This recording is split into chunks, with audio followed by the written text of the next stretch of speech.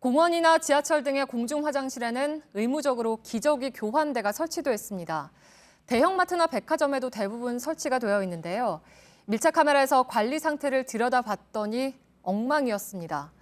변기 안보다 못한 곳도 있습니다. 안지현 기자가 취재했습니다. 서울 구로동에 있는 지하철 역사 내에 마련된 여자 화장실입니다. 이곳도 앞쪽에 보시면 이처럼 기저귀 교환대가 설치되어 있는데요. 안쪽으로 들어와 보니까 그런데 이처럼 양변기 바로 위에 마련되어 있습니다. 안에 열어보니까 이처럼 안전띠는 아예 끊어져 있고요. 이 표면은 굉장히 더러워 보이는데요. 이 세균 오염도는 어느 정도인지 저희가 측정해 보겠습니다. 측정을 위해 사용한 면봉에는 시커먼 먼지가 묻어나옵니다. 간이 측정기로 측정한 세균 오염도 수치는 4,156RLU, 공중위생 기준치인 400RLU보다 10배가량 높습니다. 바로 옆 변기 안의 세균 오염도가 오히려 100배가량 적게 측정됐습니다.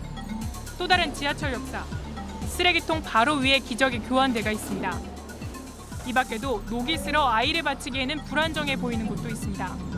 무엇보다 이용하는 사람이 거의 없다 보니 제대로 관리되지 않고 있는 겁니다. 거기다 애기 붙여놓고 기저귀 가는 사람은 1시간 없는 거다. 나간 거기다 놓는 거지. 현재 지하철 역내 화장실 중 기저귀 교환대가 설치된 곳은 70%가 넘습니다. 관리가 엉망이다 보니 지하철역 화장실의 기저귀 교환대를 이용하는 사람을 찾아보기 힘듭니다. 주로 백화점이나 그런 좀 깨끗한 데로 가고 바퀴벌레 있다는 얘기를 들어서 안 가게 되더라고요. 백화점이나 마트나 좀 이화휴게실이 있습니다. 예, 깨끗하게 되게 잘 돼 있거든요. 그쪽으로 갈 수밖에 없는 것 같아요. 주로 마트나 백화점을 이용한다는 겁니다. 그래서 이번엔 대형마트의 모유실을 찾아가 봤습니다. 하지만 세균 오염도 수치는 크게 다르지 않습니다.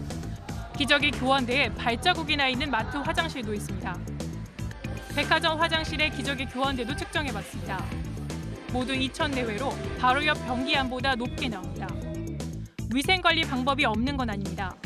방금 전 이곳 버스터미널의 기저귀 교환대에서 측정한 세균 오염도는 보시다시피 6,353입니다. 그렇다면 이 물티슈로 닦아낼 경우 이 수치가 얼마나 떨어지는지 저희가 한번 확인해 보겠습니다.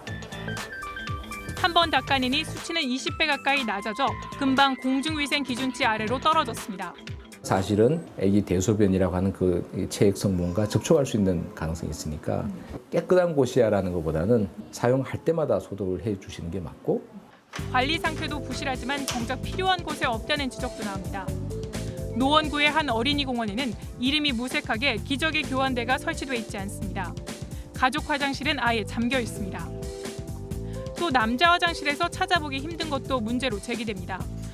한 대형마트의 경우에는 전층 남자 화장실 가운데 기저귀 교환대가 설치된 곳은 한 곳도 없습니다.